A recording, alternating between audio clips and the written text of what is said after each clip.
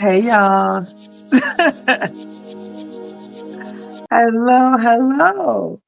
This is Dr. Traci Harrell, and I am so excited to be here with you for Amplifying Impact with AI. Now, as you guys can see, I'm wearing my red, green, and yellow. I'm having some technology issues here, so I'm on my phone, even though I have two laptops in front of me. So we're just gonna keep going. Hopefully, my producer has some amazing videos that we have for you all. We just celebrated Juneteenth, and many of us are still celebrating Juneteenth because, Juneteenth is a couple of things, right? It's not really about the history, right? It's really about the possibility. What you're going to see in the videos that I share, and more than anything, is the possibilities. I had the pleasure of interviewing Dr. Maxine Mimms, who's been a treasure for decades in this community, founder of Evergreen State College, her successor and one of her mentees, uh, who's still around spreading joy in the world. Her name is Joye, Dr. Joye Hardiman. And then the third queen, who is going to be in these videos that I share with you, is Dr. Marcia Tate Arunga. And she's, again, a queen who was the leading Evergreen State College as a follow-up to, again, the founder, Dr. Maxine Mimms, bringing that treasure into our community. And what I love about the conversation is they go deep immediately. She starts to talk about who she is, and then she talks about the why Juneteenth is so important, and not for the reasons you might think, right? And then they talk about community, and I ask you questions about, what we each can do, and what you'll see from this video. And please let me know when you have it ready.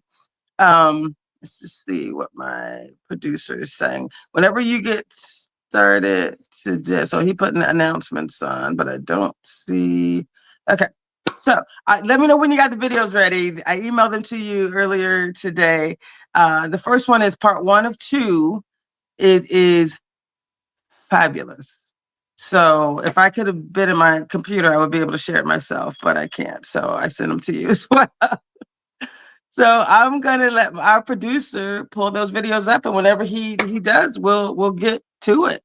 What I do love most about the process is, none of us are promised tomorrow. And Dr. Maxine Mimms, as many of you know, she's no longer with us. So when you hear her voice and you hear her laugh and you hear her talking about how much joy she got just for being asked to do this interview, and then to be there having conversations with Dr. Joye Hardiman and Dr. Marcia Tate Arunga, Dr. Mimms, who's our icon, talks about how much joy she got from this. And what I love about that is that she also, reminded us that these are choices that we make. Choosing joy is a choice. Knowing, your history, taking the time to lean into something like what I'm about to share with you, that too is a beautiful gift. So again, I have a producer, his name is Daniel, and I'm assuming Daniel is going to share this wonderful video with you all. It's on YouTube as well. So Daniel, you should just be able to click on YouTube. Shouldn't have to download it. It's right there waiting for you. And yeah, it's magic. It is absolutely magic. I do have some input and content that I can share with you while he's bringing that video up. But Daniel, the video is 24 minutes, so I was only allowing myself 3 minutes of an intro so you could get to the 24-minute video. And then I go to break and then come back. There's 2 other 3-minute videos I wanted to share. So I'm going to assume you have those. And I think if I stop talking, you'll have more energy to bring them up. Let's hope for that. So again,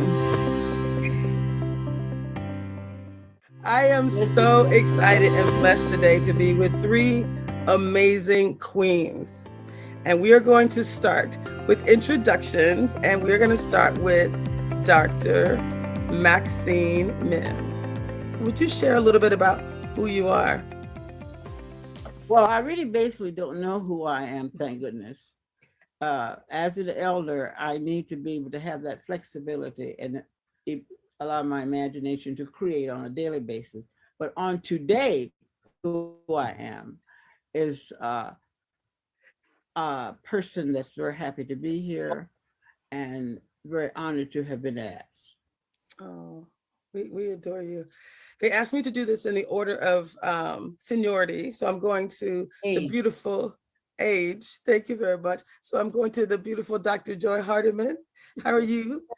I am perfectly fine. And in keeping in the thread of Maxine's rhythm, who I am today is the former executive director of the Evergreen State College Tacoma campus. I was the executive director for over 20 years, and it warms my heart to have been able to participate in such a marvelous movement that was in fact started by Dr. Maxine Mimms in her brilliance as part of her doctoral work into what were the best educational models and pedagogies for urban Black adults. And so she was the founder, and I was lucky enough to be the heir apparent. And so I did that work for 20 years.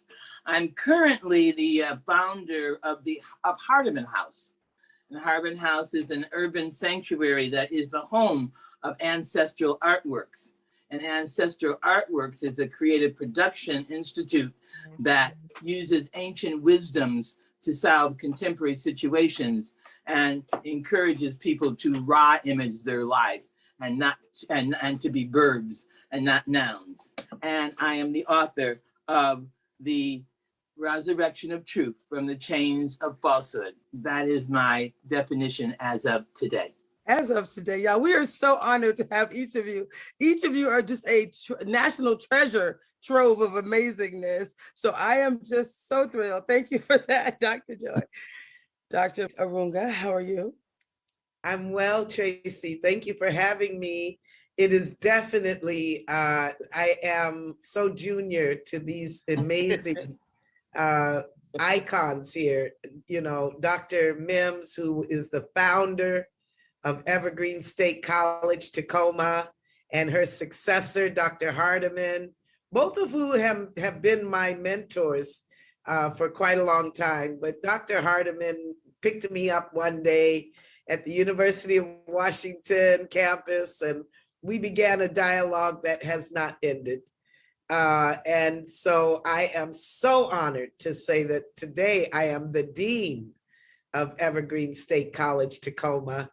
And I am really just continuing the legacy of Dr. Mimms and Dr. Hardiman, trying to really celebrate the idea that this is a historically community-driven institution that was meant for the urban Black student, and to really carry that out so that Black and Brown people know they have a beacon in the hilltop of Tacoma where they can be educated and receive their BA degrees and some really important life direction.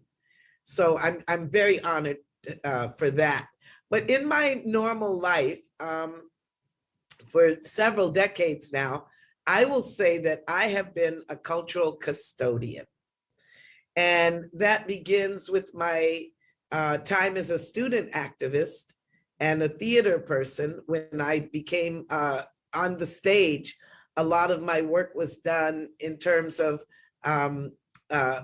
using the stage as a message for the community to understand our history, understand our culture. And so I have been doing that for some time now. And I am so honored to really bring all of that together at Evergreen. My artistry as a designer, as a stage person, all come together now at Evergreen. And it's a place of belonging for Black and Brown adult learners who have for so long been marginalized in our communities in this country.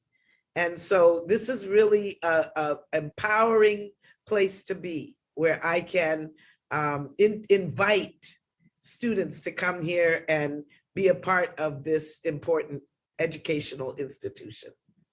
I love that so much. I love everything about each of you. It is truly my honor to be leading this conversation. And just to be clear, this is a conversation. Imagine us sitting around, if we could be together and we're sipping on some tea and we're having a conversation. You all look amazing, by the way. So we're bringing this to the inaugural Juneteenth Royal Ball. And I said, can we get dolled up? And I realized y'all look dolled up every day. You ladies look beautiful all the time. This is your regular beauty. But tell us a little bit about this idea of this being a Juneteenth Royal Ball. Let's talk a little bit about Juneteenth. Some people in this audience have never heard of just learning about Juneteenth. Other people have been, celebrating it for years, for decades. What are your thoughts about Juneteenth, and why is it important that we as a community celebrate? For me personally, you have to understand how many systems have been built and designed to keep us struggling to be together. Juneteenth is a very excellent example of that. To delay the time that you announce a concept, not the action, but you announce the concept of freedom, to delay that because of skin coloring is just obscene and vulgar. And as long as I'm alive, I want to be a part. I feel so happy to be in a state that recognizes that this is a national holiday, because it's absolutely happening now. Juneteenth is really happening today. All of these young KKK, I'm from the generation where the KKK did wear a hood. The boldness has occurred now that they're not even wearing the hood. They're so bold now in terms of dividing us and killing us that we've got to look at the symbols that allows us to say Juneteenth is important. It's important because it forces Dr. Hardiman, Dr. Arunga, Dr. Mimms to talk together to our community. That's why I take the time on a Wednesday to be here. Listening to Joye and Marcia just thrills me. It just thrills me to have lived this long to hear them talking about Juneteenth. I never thought I would live to see that as a holiday. I participated, but I participated as a ritual, not as something going into my heart. I now sort of feel like it's getting closer and closer into my heart. And it's very important to me just to be alive and to experience the dialogue. I love that. Thank you so much. Either of you have any thoughts about Juneteenth? When I think about Juneteenth, which is just technically the second year of Emancipation Proclamation, when the people actually got on ships, boats, and sailed from Virginia all the way around to Galveston, Texas, to announce that Emancipation Proclamation had occurred and that people were actually free. This was 2 years after Lincoln signed the Emancipation Proclamation. The delay. And it was heavily delayed, and it was only announced in a few places like Galveston, Texas. Most of the states in the United States were not informed and were not included in that because of the Civil War. But I think that one of the things that has amused me in the past decade, because we are celebrating Juneteenth more and more, and now it is national, but I worry about the word celebration. I think that we need to call this a commemoration, not a celebration. A celebration would imply that we were indeed made free and that we have been experiencing freedom ever since. And the truth is, we are still not free. Right. You know, Fannie Lou Hamer says, until all of us are free, none of us are free.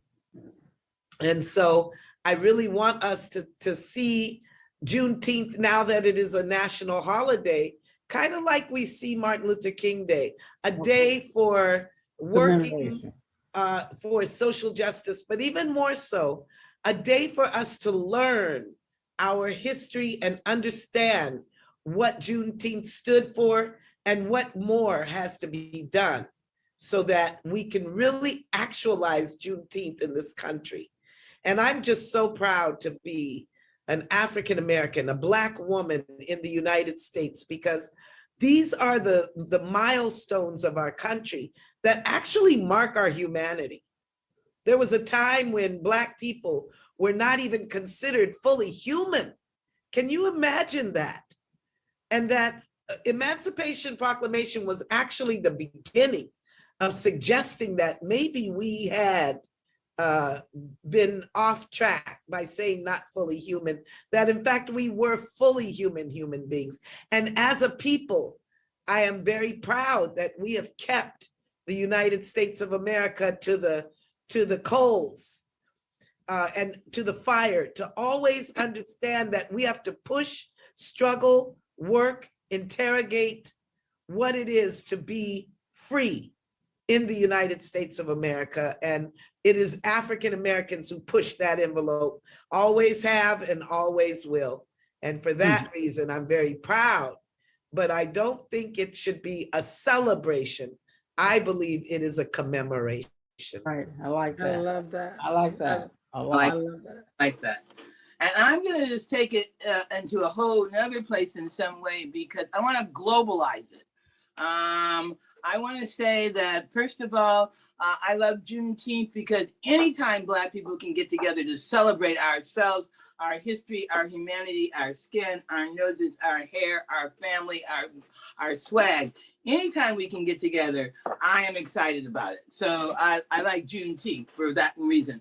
But what I also thinking about Juneteenth, because of my research, is that Juneteenth is it needs to commemorate, and I like what Marcia says, not just the U.S. struggle for liberation and freedom, but the global struggle for U.S.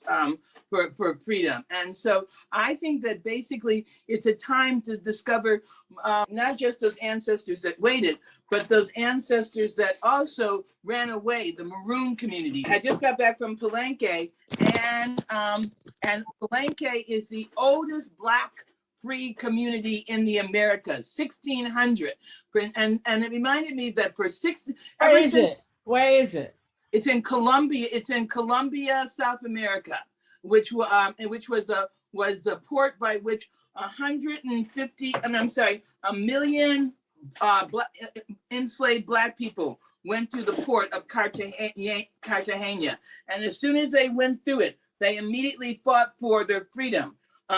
And they didn't wait to be emancipated. They ran to the hills and they established communities, and they had people who gathered, and they were so bad that the Spanish finally made a deal with them and said, listen, we'll leave you alone if you promise not to keep coming back and raiding our houses and giving people freedom. And so that was something that they did. And how it ties into Juneteenth is that I think it's really important for me as a Black person to understand that the fight for freedom has been global. It's been in the US, it's been in Haiti, it's been in Brazil, it's been in Cuba, it's been throughout the Caribbean. And that Juneteenth then becomes just one more indication that our ancestors did not design for us to be enslaved, that our ancestors designed us to be free. And even though they tried against all odds, they tried to delay it on Juneteenth. They tried not to tell us the truth, but the truth always reveals itself, because we are people who take as our total destiny self-liberation, community liberation, and freedom. So for Juneteenth, for me, is a chance not just to celebrate the news that some white boy came and decided they were going to free us, but a chance to discuss, to celebrate all of the freedom efforts that we took to free ourselves, whether it was mentally, physically, and that it was globally, and that it is eternally. So Juneteenth says to me, I give all praises to my ancestors in Texas, but I also give all praises to my ancestors in the South Carolinas, the Gullah Geechees, the Maroon communities. This is an opportunity to celebrate that. So that's what it means for me. I love that. I love that so much. Now, there's a bit of a theme that I heard from each of you, and this concept of community keeps coming up when we think about Juneteenth. This idea, the importance of us coming together as community. We have to be very intentional about that. So would you share anything? What would you like to share about how important it is not to wait till next Juneteenth or the next holiday, but to create community in a very intentional and organic way on a very regular basis? That's about community and how we thrive in community. Well, if you actually understand the Sankofa, the ancestors knew that someday a Traci, a Joye, and a Marcia, you were prayed for, that you would come along and be able to give us the definition. We're not able to do anything until we understand what the vocabulary is. For instance, we always say blah, blah, blah, and they were slaves, or blah, blah, blah. We'll say it ourselves. No, we were enslaved. It takes a while to get to the vocabulary to even understand who we are. We were enslaved. Once you understand you were enslaved, then you would understand the structures and the systems that kept you trying to do without. But the ancestors did, they prayed for Marcia, and they still are. So you've been paid for. What you need to do now is exactly what you see you all are doing. You're bringing that vocabulary and you're turning all of those prayers into action. That's what the Juneteenth is doing. If the Sankofa finally is flying, he finally twisted that neck around and says, I'm going to touch Marcia, I'm going to touch Maxine, I'm going to touch Joye, I'm going to touch Traci. I love that. Now, So at this point, Sankofa has become an active bird. I love it. Now, I got my education from Dr. Joye about a year ago, but some people are hearing the term Sankofa for the first time. And so we're going to show a little image and some various images of what Sankofas are, but who would like to define the term Sankofa for this community? So Sankofa is a bird. It's a legendary bird of the Akan people in West Africa. So when it flies forward, the neck is always turned around, as Dr. Mimms has said. And the parable that goes with the Andinka symbols, and this is just one of many Andinka symbols, is that in order for you to know where you are going, you first need to know where you have come from. And this has been a very important bird in our history as in the United States. Many African-American communities have adopted this bird because we were told to forget about the past. And in this country, that has really served to enslave us because the less you know about your past, the more you cling to your oppressor and you want to be more like them because you think you don't have a worthy history. One of the things I always think of around community, and I just imagine the Sankofa bird flying with all those ships in the waters, getting us to our next destination. And when we were in those ships, we were the only people in those ships, men and women, young and old, fat and skinny, but Black. Okay, Black people coming from Africa. We're in those ships and we had to figure out together how to survive. We had to know how to live among our feces, give birth, eat trashy food that wasn't even healthy food, and watch half of the people in the ship be thrown overboard due to sickness and disease. And we learned there how to use the spiritual strength that we had come to know.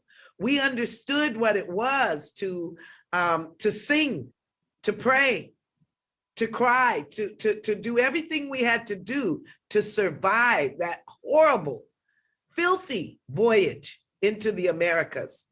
So I think that when we talk about community, we know what it is to be together under horrific conditions. That's what our people have known. And because of that, we can find community when we need to at any time. And I think that is the greatest strength of our people, is that we lean onto community. We know we need each other. And we celebrate each other just by the nodding of our head, just by acknowledging each other in the grocery store, saying, how you doing today, is an acknowledgement that when we were in those ships, we survived it because of each other. And that we owe it to each other to honor each other when we see ourselves. Right. Yes, and Marcia mentioned about we survived because of the intelligence, the emotional, the DNA and stuff like that. And that's also, if you know, the Sankofa has two symbols. There's one symbol of the bird that says, go back and fetch it. You can't move forward. But the other symbol of the Sankofa is a heart. And you see them together. And the heart symbol and the bird symbol is Ghanaian. The heart symbol goes all the way back to our ancestors of the Green Sahara. This symbol for African people existed before the Sahara was a desert in the very beginning. So what Sankofa, so when they put the symbols next to each other, what Sankofa is saying, go back and fetch it. But go back and fetch it. But what is the it? The it is the intelligence of the heart. The it is the birth of the divine mother. The it is not a cognitive Western diunital kind of adversarial. It's going back to the wholeness. That's what that egg is saying right there. This is the wholeness of the heart. A heart. This contains life, just like the Ankh. It has the male principle. It has the female principle. It has the ancestors whose roots we have on. It's the children who are in the womb, all to be born. So the Sankofa is very clear about what we are to do. We are to go back and fetch it. And what we have to fetch it is the divine heart, the divine womb. And in that we are whole, we are constantly creative, and we can survive totally against all odds. No weapon formed against us can hurt us as long as we stand Sankofa, which is why that's the emblem of the Evergreen State College. Is Sankofa. The thing you have to remember though, what I don't want a community to get lost on, that the Sankofa is physical. Going back and fetching it means to leave the external and make sure you go inside to discover the self. You cannot do with any of this. You cannot acknowledge history or anything until you go inside yourself. And the first thing that you've got to say is, I must acknowledge two B's, beauty and brilliance. When you put those two things together and go inside, there's nobody that can touch your power. I am brilliant and I am beautiful. And you become your own internal. And when you talk about the egg, if you turn that upside down, let me show you something, Joye. Turn your symbol back up. Yeah. See the bird? The bird is there at the bottom. The heart. So the Sankofa and the heart, all that is totally together. That's the same. Hold yours back up again. Go inside. If you stay outside, you will give the power to the pale people. You change the name in your own being of white and start using the word pale. Once you use the word pale, then you are acknowledging the Sankofa. You can't keep looking at these symbols and not acknowledging them. That Sankofa has to get inside of you. It just can't be out here Juneteenth. We want to commemorate these things, but you have to internalize that so that your imagination can grow with that intellect and the power comes all to you. Wow. How amazing was that? I know we have to go on break. We're going to come right back, y'all. And we're going to talk even more about the highlights from that. But I got a couple other videos I want to share, and then we're going to go deeper. Did y'all hear them talk about the internalizing? Start thinking about what you're going to do differently moving forward. We'll be right back, y'all. This is Dr. Traci Harrell. We'll be right back. So good.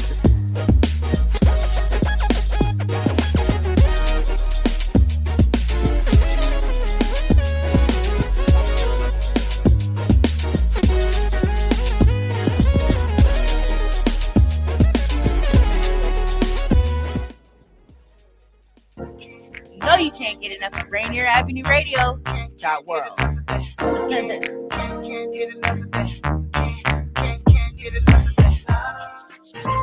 Are you in need of new or gently used clothing? Hope's Community Closet is here to help. We offer a wide range of clothing for men, women, youth, children, and infants. Join us on the fourth Saturday of each month from 12:30 to 4 at the Silent Task Force. We're giving clothing with care, community with heart. Lovely Ladies Lemonade for sale, and shop to the sound of old school soul. Any questions?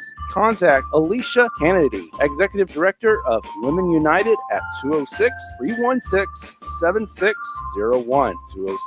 206-316-7601. Come and find the perfect outfit for you and your family. We look forward to seeing you there. Hey, Seattle, tune in to Lidline Sports every Monday, 7 p.m. to 8 p.m. What up, yo? We are back. This is Pep, and the man that don't take no mess, Mr. O-P-I-S, Mr. Stevenson. What say you? I hope you see the hat that I'm wearing right now. That's how mad I am.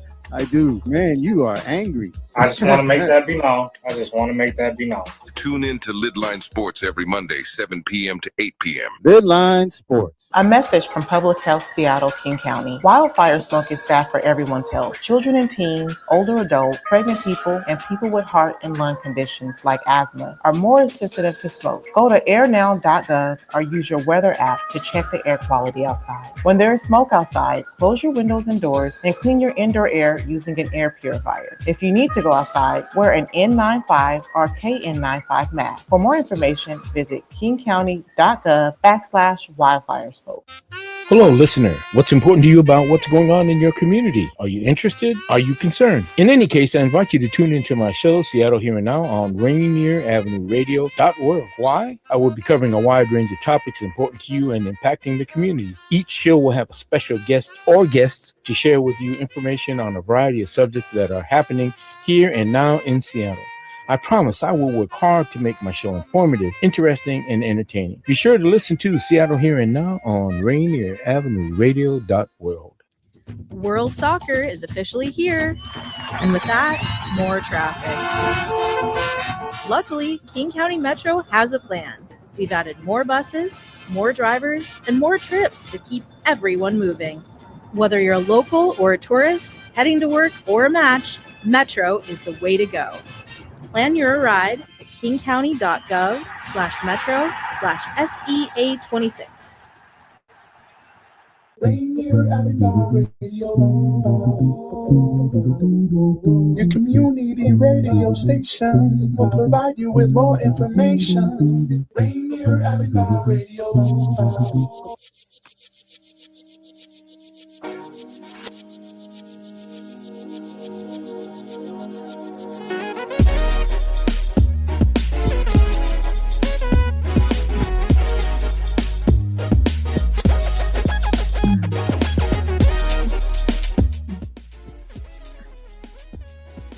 Hey, y'all, did you love that? The wisdom of those queens. Come on now. How amazing was that?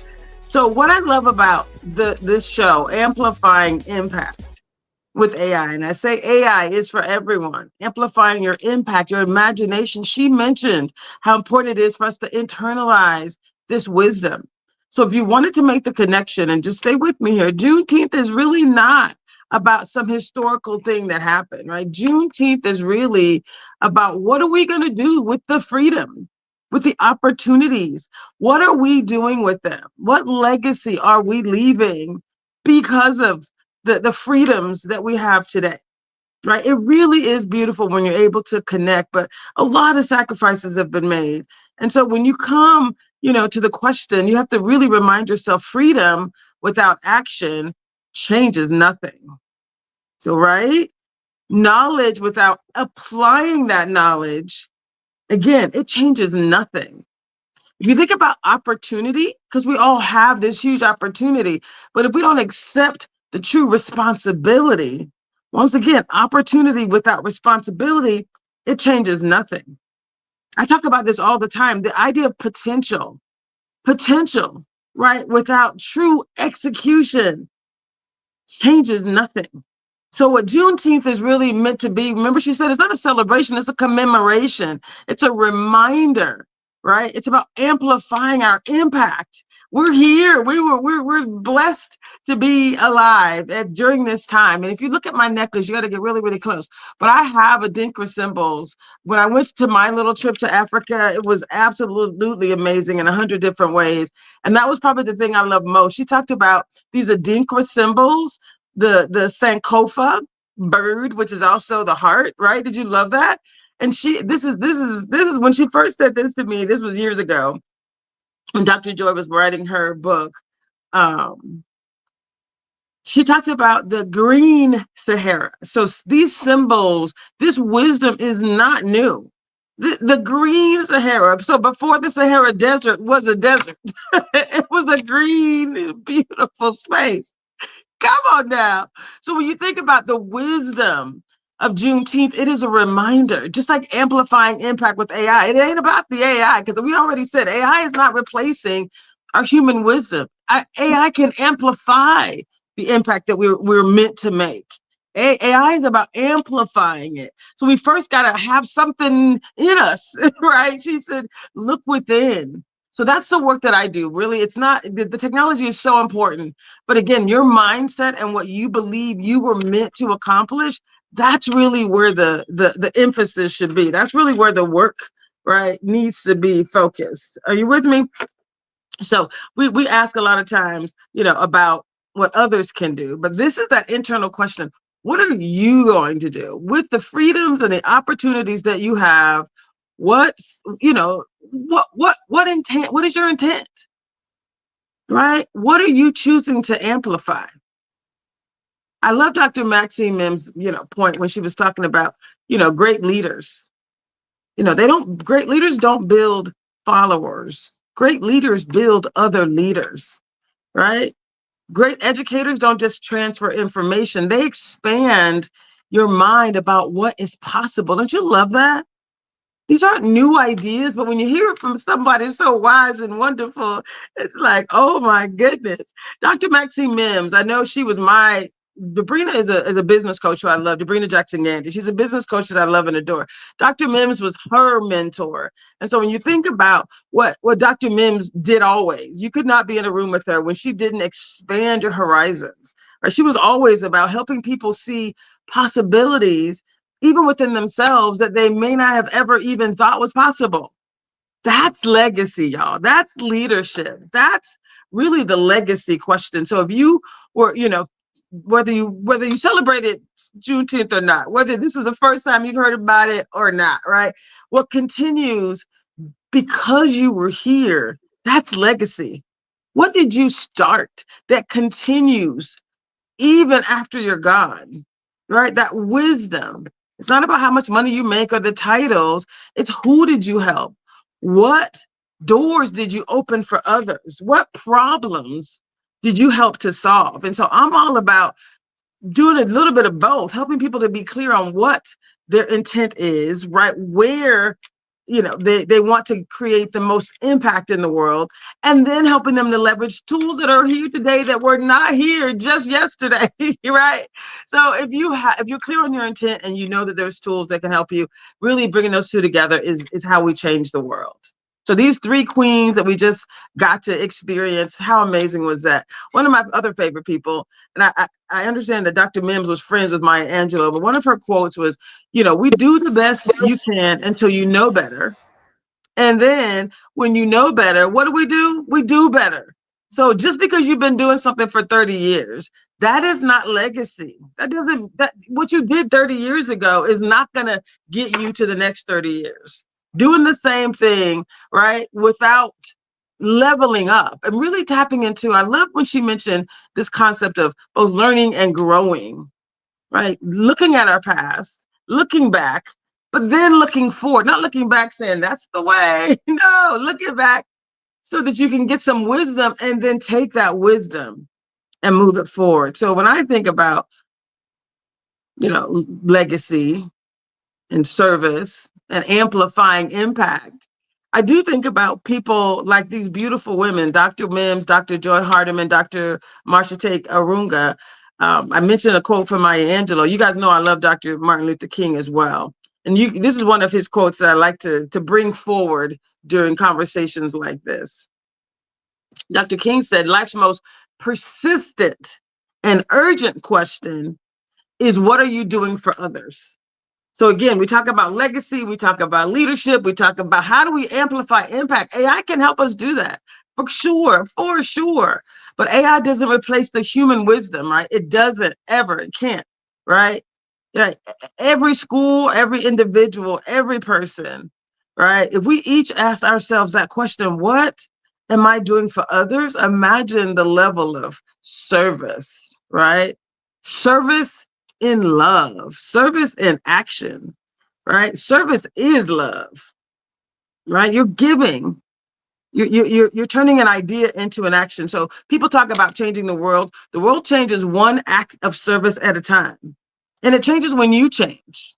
I remember having a conversation with one of my mentors from Microsoft, and he said that was one of his favorite quotes, but he was talking about how important it is to change yourself, right? So focus on what we can do ourselves to be our best selves as we contribute to others. We can't take it with us, none of it with us. But really the true value is understanding that one opportunity, one life at a time, right? Expanding what's possible, the possibilities, right? If you think about advancements in history, human history, they all started with a possibility before it became a reality. So you had to have this idea, this passion, this impact that you want to make in the world. And then, right, you explore, how can I make it possible, right? These inventions, like the civil rights movement and the plane and the internet, like these were someone's idea. So if you think about Juneteenth, it's a reminder that freedom itself was once only viewed as something that was possible. Now you have the possibility right within our hands. We have it. So what are we doing with that freedom, right? What opportunities are we creating?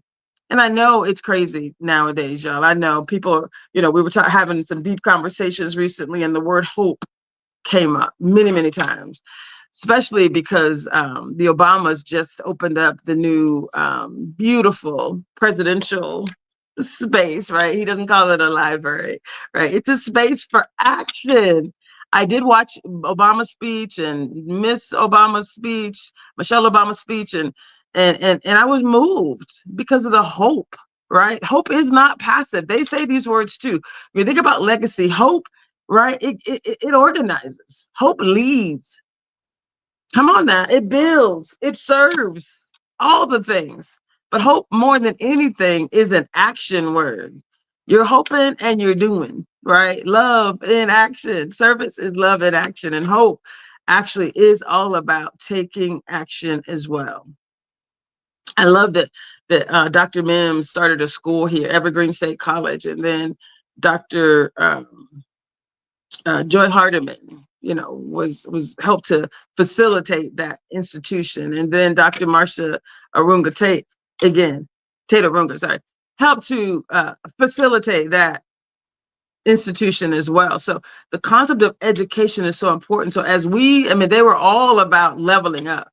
They were all about, I remember having conversations with Dr. Mimms about AI years ago, right? I've been leveraging the tool, and I knew how important it was, but now it's just like I have to be all in. And it's not just about AI, it's about the right people leveraging AI, and me, creating a space where people are comfortable having tough conversations, right? Not saying AI is everything, it's the possibilities. There's problems and possibilities, and we should be engaged in both sides of those conversations. That is leadership, right? Leadership is influence. So influencing people, asking yourself, who am I? All right. And everyone can influence someone else. So if you think about, how are you living with high integrity? Are you showing up in action? Are you serving others? Right? You have freedom. You have possibilities. You have these opportunities. What are you actually doing with them? And who are you inspiring? That's really the question.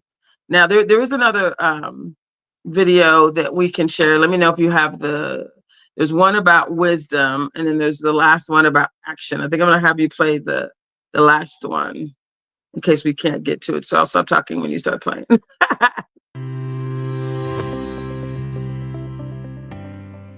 As we close, are there any final words you want to share with this community that is here celebrating Juneteenth, and they will hear your voices? Any action-oriented, what would be the one thing you want people to remember or take away from this session? Dr. As always, I'm glad to be around Joye and Marcia. I'm just always glad. They give me, I can go back over here and fall asleep or think about what they said and try to internalize that vocabulary. I spend a lot of time making sure a lot of my stuff comes from inside. That's the only way I've been able to live. Born in the South and living to be 94, it's hell. But the joy, now I don't look for happiness. I participate in joy, and it's a big difference. Wow, I love that's deep. I don't look for happiness. I participate in joy. Right. Wow. You ladies are just, I'm gonna be watching this recording over and over just to pull the depth of everything I heard. Wow. Dr. Marcia Arunga, any final words, any action-oriented last words you'd like to share with this group? Well, I would have to say, keep hope alive. I believe that's what happened when Emancipation Proclamation was signed on that fateful day. It was people, Black people, who were keeping hope alive. Some people said, oh, slavery is never going to end in this country. And there were some people who said, oh, yes, it will. Even in my lifetime, I believe it will end. And it ended. So I think that we, too, must keep hope alive because reparations are due. We have a lot of things that are due to us. And living a higher quality of life in this country is not just due to some of us. It's due for all of us. So keep hope alive. I love that. Dr. Joye, final words are going to go to you. Okay, I think my final words have to be about keep hope alive and keep fighting for liberation, for self-liberation, and for community freedom. Freedom of the mind, freedom of the spirit. I like what Dr. Mimms said. We have to internalize, otherwise we'll be colonized. You know, right. So that's the word. You know, and then commit ourselves every day as Black people to Queen Hatshepsut's dictate, which was, I take as my sacred duty to restore that which is in ruin and make it more beautiful than before. And she wasn't talking about donuts. She was talking about Black people, Black civilization, Black family, Black community. Make it more beautiful than before. And that, you know, ashe, ashe, ashe. Ashe, thank you so much. Our sacred duties, y'all. You heard it here. Thank you, ladies. Peace and love. Thank you. Yeah, a sacred duty. That's literally why I show up here every week. It's a sacred duty. And that video was recorded. I think it popped up on my Facebook.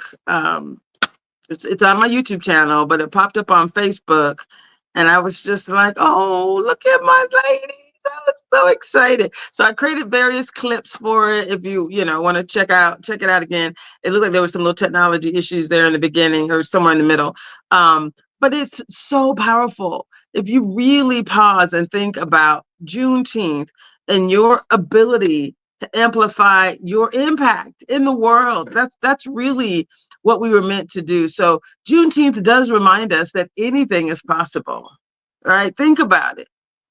Think about what was accomplished. And you heard these beautiful queens, these beautiful women talking about progress, but also talking about possibilities, right? They were very intentional about wisdom, the pause, and not new wisdom, but wisdom from the green days of Green Sahara. Come on now, that's serious. So being able to look back and really think about, what happens when ordinary people decide they want to serve, they want to take action.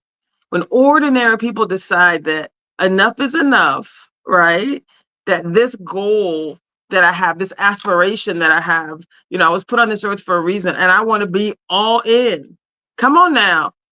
That's what I want for each of you, for each of us, is to just be all in, to go all in. So education, again, does a few things. If freedom creates the opportunity, education, you educating yourself, that expands the opportunity. And then leadership multiplies the opportunity. And when you decide you want to serve, that sustains the opportunity.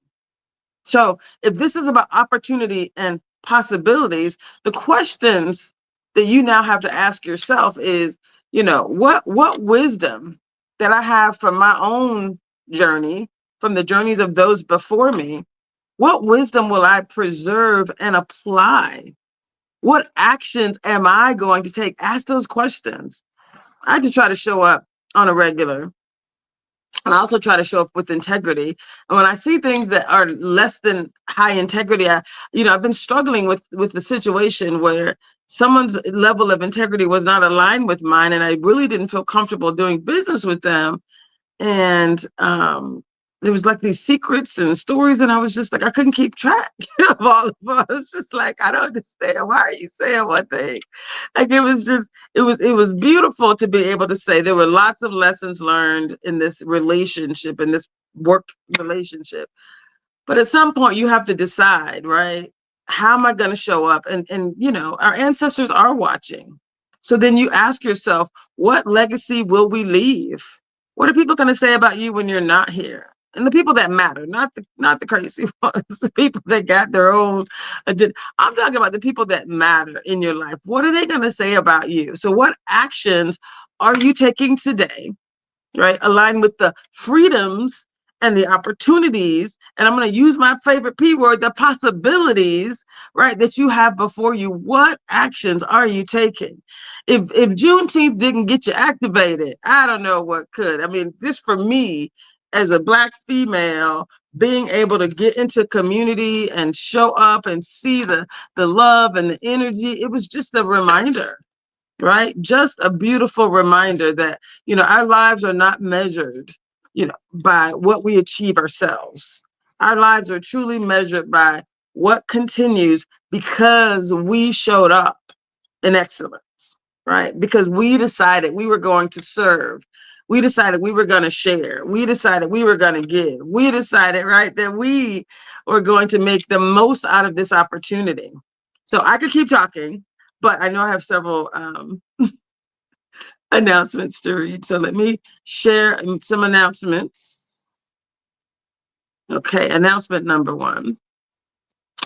We ask you to make more community broadcasts like this possible by donating on Venmo at Rainier Avenue Radio or online at rainieravenue.world/donate. And we do thank you for making this possible. Now, do you need any help? Announcement number 2. Do you need any help getting around during the World Cup? If you're here in King County Metro is providing free shuttles and all kind of wonderful options for you to get around. All you need to do is go online. For more information, go to kingcounty.gov/CSEA26. I'll say that again, kingcounty.gov/C26. Okay. Well, I think that's it. Wait. I think my favorite show is coming up next, y'all.